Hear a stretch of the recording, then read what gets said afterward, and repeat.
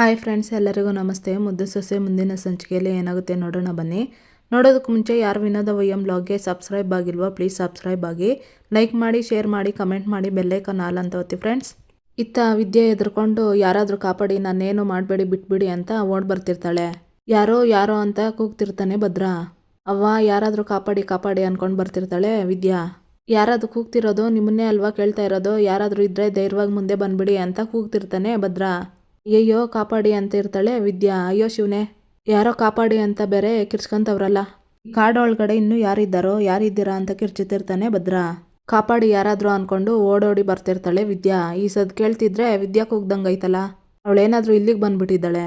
ಇಲ್ಲ ಅವಳ ಆಸ್ಪತ್ರೆಯಲ್ಲೇ ಇದ್ಲಲ್ವಾ ಅಂತ ಅನ್ಕೊಂತಿರ್ತಾನೆ ಭದ್ರ.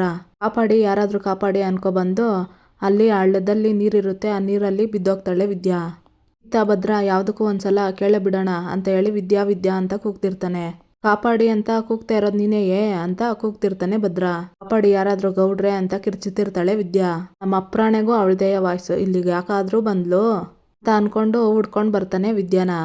ಇತ್ತ ವಿದ್ಯಾ ಕಾಪಾಡಿ ಕಾಪಾಡಿ ಅಂತ ಮುಣುಕೋಗಿರ್ತಾಳೆ. ಅಲ್ಲಿ ಬೋರ್ಡ್ ಹಾಕಿರೋದು ನೋಡಿ, ಅಯ್ಯೋ ಶಿವನೇ ಏನು ಹಿಂಗೆ ಬರ್ದವ್ರಲ್ಲ, ಇಲ್ಲಿ ಗಂಟ ವಿದ್ಯನ್ ವಾಯ್ಸ್ ಕೇಳಿಸ್ತಾ ಇತ್ತು, ಇವಾಗ ನಿಂತೋಗೈತಲ್ಲ ಅಂತ ಅಂದ್ಬಿಟ್ಟು ಗಾಬರಿ ಆಗ್ತಾನೆ ಭದ್ರ. ಯಾವ ಕಡೆ ಅಪ್ಪ ಹೋಗೋದು, ಈಗ ಇದನ್ನ ನೋಡಿದ್ರೆ ಶಾನೆ ಭಯ ಆತೈತೆ ಅಂತ ವಿದ್ಯಾ ಅಂತ ಕೂಗ್ಕೊಂಡು ಓಡ್ ಬರ್ತಿರ್ತಾನೆ ಭದ್ರ. ಇದೇನಿದು ಇಷ್ಟೊತ್ತು ತನಕ ಕೂಗ್ತಾ ಇದ್ದವಳು ಸುಮ್ಮನೆ ಆಗ್ಬಿಟ್ಲು ಅಂತ ಹೇಳಿ ವಿದ್ಯಾ ವಿದ್ಯಾ ಅಂತ ಕೂಗಿ ಬಿದ್ದಿರೋ ಹಳ್ಳನ ನೋಡ್ತಾನೆ ಭದ್ರ. ವಿದ್ಯಾ ಕೋಲ್ ನೋಡಿ, ಕೋಲ್ ಇವಳ್ದೇ ಅಲ್ವೇ, ಬಿದ್ದದೆ ಅಂದರೆ ಅವಳು ಇಲ್ಲೇ ಎಲ್ಲೋ ಏನಾದರೂ ಹೊಂಡದಲ್ಲಿ ಏನಾದರೂ ಬಿದ್ದದ್ಲ ಏನು ಕತೆ ಅಂದ್ಕೊಂಡು ಒಂದು ಕಡ್ಡಿ ಎತ್ಕೊಂಡು ಅಲ್ಲಾಡಿಸ್ತಿರ್ತಾನೆ ಒಳಗಡೆ, ನೀರೊಳಗಡೆ ಕಡ್ಡಿ ಇಟ್ಬಿಟ್ಟು ಅಲ್ಲಾಡಿಸಿ ಮೇಲಕ್ಕೆ ಎತ್ತಿದ್ರೆ ವಿದ್ಯಾ ಬರ್ತಾಳೆ. ಆಗ್ತಾ ಇಲ್ಲ, ಉಸಿರಾಡಕ್ಕೆ ಆಗ್ತಾ ಇಲ್ಲ, ನನ್ನ ಕೈಲಿ ಆಗ್ತಿಲ್ಲ ಅಂತಿರ್ತಾಳೆ ವಿದ್ಯಾ. ವಿದ್ಯಾ ನೀನು ಯಾಕೆ ಇಲ್ಲಿಗೆ ಬಂದೆ ಅಂತ ಭದ್ರ ಕೇಳ್ತಾನೆ. ಅಯ್ಯೋ ಅದನ್ನೆಲ್ಲ ನಾನು ಆಮೇಲೆ ಹೇಳ್ತೀನಿ, ಮೊದಲು ನನ್ನ ಇಲ್ಲಿಂದ ಈಚೆ ಎಳೀರಿ ಗೌಡ್ರೆ ಅಂತ ವಿದ್ಯಾ ಹೇಳ್ತಾಳೆ. ಸರಿ ಮೊದಲು ಕೋಲಿ ಹಿಡ್ಕೊ ಅಂತಾನೆ ಭದ್ರ. ಆಗ್ತಾ ಇಲ್ಲ ಗೌಡ್ರೆ, ಉಸಿರಾಡೋಕ್ಕೂ ಆಯ್ತಾ ಇಲ್ಲ ನನ್ನ ಕೈಲಿ, ಕಾಲು ಶಾನೆ ನೋವ್ತೈತೆ, ಹೊರಗಡೆ ಕರ್ಕೊಳ್ಳಿ ಅಂತ ಹೇಳ್ತಿರ್ತಾಳೆ ವಿದ್ಯಾ. ಗೌಡ್ರೆ ನನ್ನ ಕಾಲು ಕೀಳಕ್ಕೂ ಆಗ್ತಾ ಇಲ್ಲ, ಹೆಂಗಾರ ಮಾಡಿ ಕಾಪಾಡಿ ಗೌಡ್ರೆ ಅಂತಿರ್ತಾಳೆ ವಿದ್ಯಾ. ಕೈ ಹಿಡ್ದು ಎಳ್ಕೊಂತಾನೆ ಭದ್ರ. ವಿದ್ಯಾ ಜ್ಞಾನ ತಪ್ಪಿ ಬಿದ್ದಿರ್ತಾಳೆ. ಏ ವಿದ್ಯಾ ನಿನ್ನೆ ಕೂಗ್ತಾ ಇರೋದು ಎದೋಳು ಅಂತಾನೆ ಭದ್ರ. ಏ ವಿದ್ಯಾ ಏನಪ್ಪ ಇವಳು ಮಾತಾಡ್ತಾನೆ ಇಲ್ಲ, ಏನ್ ಮಾಡೋದು ಅಂತೇಳಿ ಮುಟ್ಟಿ ಮಾತಾಡ್ಸ್ತಾನೆ. ಎದೊಳದೇ ಇಲ್ಲ ವಿದ್ಯಾ. ಬಾಯಿಗೆ ಬಾಯಿಟ್ಟು ಉಸಿರೂಪ್ತಾನೆ ಭದ್ರ. ವಿದ್ಯಾಗೆ ನೆನ್ಪು ಬರುತ್ತೆ, ಎಬ್ಬರಿಸಿ ಕುಳಿಸ್ತಾನೆ ವಿದ್ಯಾನ ಭದ್ರ. ಏಯ್ ನಿನ್ಗೇನೂ ಆಗಿಲ್ಲ ತಾನೆ ಅಂತಾನೆ ಭದ್ರ. ಇಲ್ಲ ನಾನು ಸಂದಾಗಿದ್ದೀವ್ನಿ ಅಂತ ಹೇಳ್ತಾಳೆ ವಿದ್ಯಾ. ನೀನು ನೋಡಿದ್ರೇ ಗೊತ್ತಾತೈತೆ ನೀನು ಎಷ್ಟು ಚಂದಾಗಿದ್ದೀಯಾ ಅಂತ. ಅದು ಸರಿ, ನಿನ್ನ ತಲೆಗಿಲೆ ಚೆನ್ನಾಗಿದ್ದತೋ ಏನು ಕತೆ, ತಲೆ ಏನು ನೆಟ್ಗಿಲ್ವಾ, ನಿನ್ನ ಯಾವನ್ ಈ ಕಾಡಿಗೆ ಬರೋದು ಕೇಳ್ದನೋ, ಇದೆಂಥ ಅಪಾಯದ ಕಾಡು ಅಂತ ನಿನ್ಗೆ ಗೊತ್ತಾ ಅಂತ ಭದ್ರ ಕೇಳ್ತಾನೆ. ಗೊತ್ತು, ನೀವು ಸಾಧುಗಳ ಹತ್ರ ಮಾತಾಡ್ತಾ ಇದ್ರಲ್ವೇ, ಅದನ್ನು ನಾನು ಕೇಳಿಸ್ಕೊಂಡೆ ಅಂತ ವಿದ್ಯೆ ಹೇಳ್ತಾಳೆ. ಕೇಳಿಸ್ಕೊಂಡ್ಮೇಲೆನೂ ಯಾಕೆ ಬಂದೆ ಅಂತಾನೆ ಭದ್ರ. ನಾನೇ ಶಾನೆ ಬುದ್ಧಿವಂತೆ, ಹಂಗೆ ಹಿಂಗೆ ಅಂತ ಉದ್ದುದ್ಗ ಪಾಠ ಮಾಡ್ತಾ ಇದ್ದೆ, ಇಂಥ ಜಾಗಕ್ಕೆ ಬರಬಾರ್ದು ಅಂತ ಚಿಕ್ಕ ಸಾಮಾನ್ಯ ಶಿಕ್ಷಣ ಕೂಡ ಇಲ್ವಾ ನಿನಗೆ ಅಂತ ಭದ್ರ ಹೇಳ್ತಾನೆ. ಓ ಸುಮ್ಮನೆ ರೇಗಾಡಿ ನನ್ನ ಮೇಲೆ ಅಧಿಕಾರ ಚಲಾಯಿಸೋದಕ್ಕೆ ಬರಬೇಡಿ ಅಂತಾಳೆ ವಿದ್ಯಾ. ಈಗ ಮಾಡೋ ತಪ್ಪು ಮಾಡಿಬಿಟ್ಟು ನನಗೆ ಹೇಳ್ತಾ ಇದೆಯೋ, ಈಗ ನೀನು ಇಲ್ಲಿ ಯಾಕೆ ಬಂದೆ ಅಂತ ಅದನ್ನು ಮೊದಲು ಹೇಳೋ ಅಂತ ಭದ್ರ ಹೇಳ್ತಾನೆ. ನೀವು ಯಾಕೆ ಬಂದಿದ್ದೀರೋ ಅದಕ್ಕೆಯ ನಾನು ಬಂದಿರೋದು, ನನಗೂ ಮಾವನ ಪ್ರಾಣ ಉಳಿಸೋದು ಶಾನೆ ಮುಖ್ಯ ಅನ್ನಿಸ್ತು, ಅದಕ್ಕೆಯ ಬಂದಿದ್ದು ಅಂತಾಳೆ ವಿದ್ಯಾ. ಈಗ ಸರಿಯಾಗಿ ಬರ್ತದೆ ನೋಡು ಬಾಯಿಗೆ, ಯಾರನ್ನ ಕೇಳಿ ಇಲ್ಲಿಗೆ ಬಂದೆ ಅಂತಾನೆ ಭದ್ರ. ನಮ್ಮ ಮಾವನ ಪ್ರಾಣ ಉಳಿಸೋದಕ್ಕೆ ಯಾರನ್ನೋ ಯಾಕೆ ಕೇಳ್ಕೊಂಬರ್ಬೇಕು ಅಂತ ವಿದ್ಯೆ ಹೇಳ್ತಿರ್ತಾಳೆ. ಇತ್ತ ಸುಭಾಷ ಪಂಜಿಡ್ಕೊಂಡು ಬರ್ತಾ ಇರ್ತಾನೆ.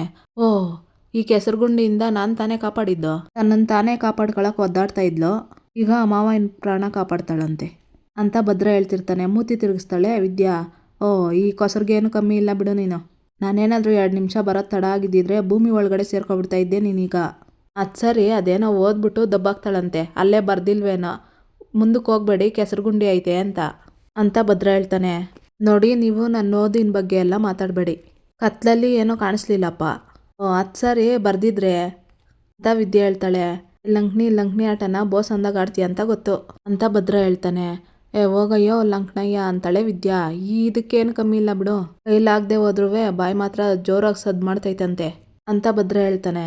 ಇತ್ತ ಸುಭಾಷ ಬೋರ್ಡ್ ನೋಡಿ, ಓ ಇದೇನಪ್ಪ, ಹಂಗಾದ್ರೆ ನಾನು ಹಿಂಗೆ ಹೋಗೋದು ಬೇಡ ಅಂತ ಹೇಳ್ಕೊಂಡು ಬೇರೆ ಕಡೆ ಹೋಗ್ತಿರ್ತಾನೆ. ನೋಡಿ ನನ್ಗೆ ಸುಮ್ಕೆ ಕೋಪ ಬರ್ಸ್ಬೇಡಿ ಅಂತಾಳೆ ವಿದ್ಯಾ.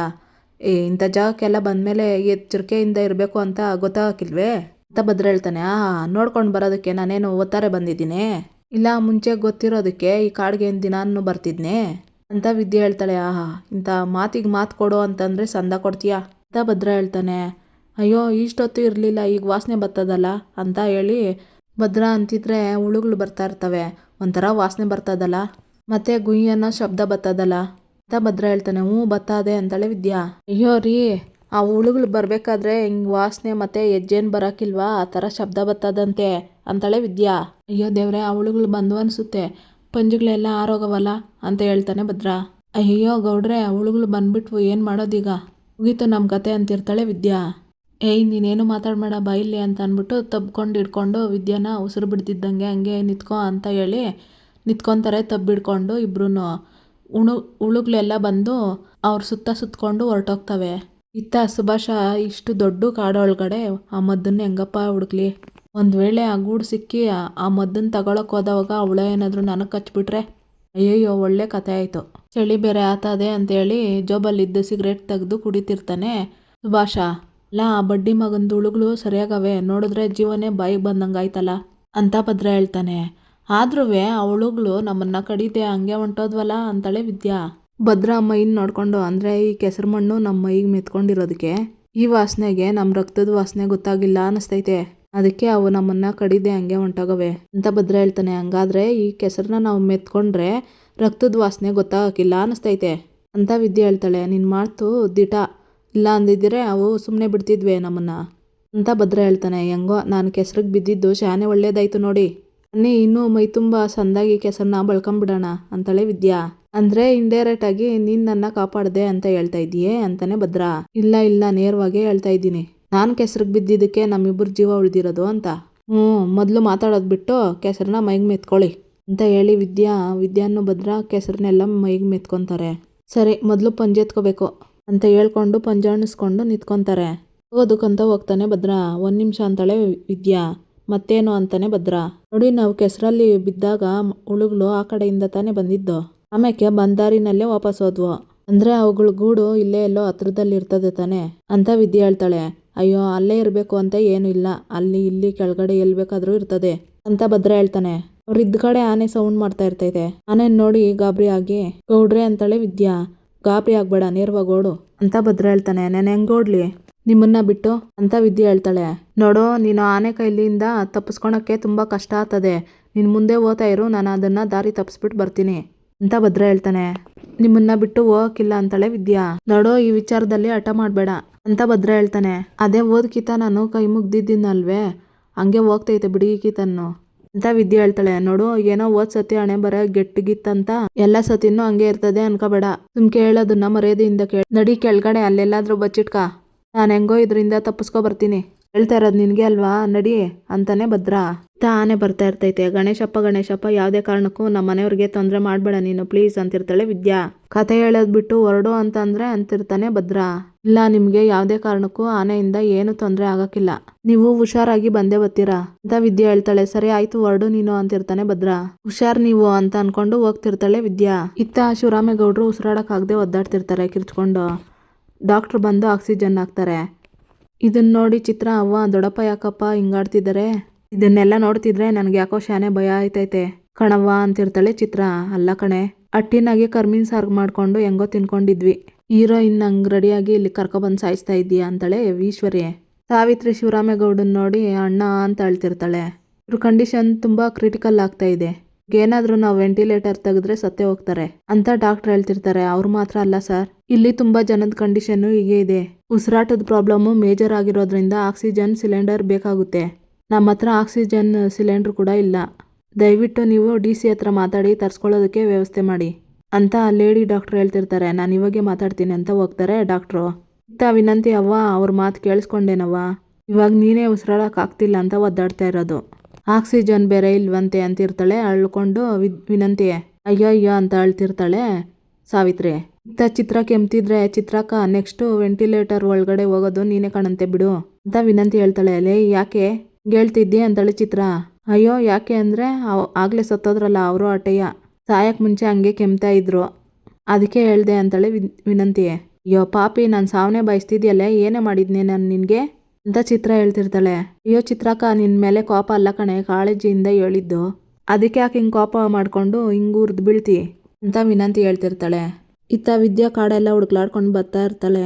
ನಿಂತ್ಕೊಂಡು ಒಂದತ್ರ ಇವ್ರು ಎತ್ತಾಗೊಂಟೋದ್ರು. ಇನ್ನೂ ಆದ್ರೂ ಬರಲೇ ಇಲ್ವಲ್ಲ. ಅವ್ರಿಗೇನಾದ್ರೂ ಆನೆಯಿಂದ ಅಪಾಯ ಆಗಿರ್ಬೋದೆ?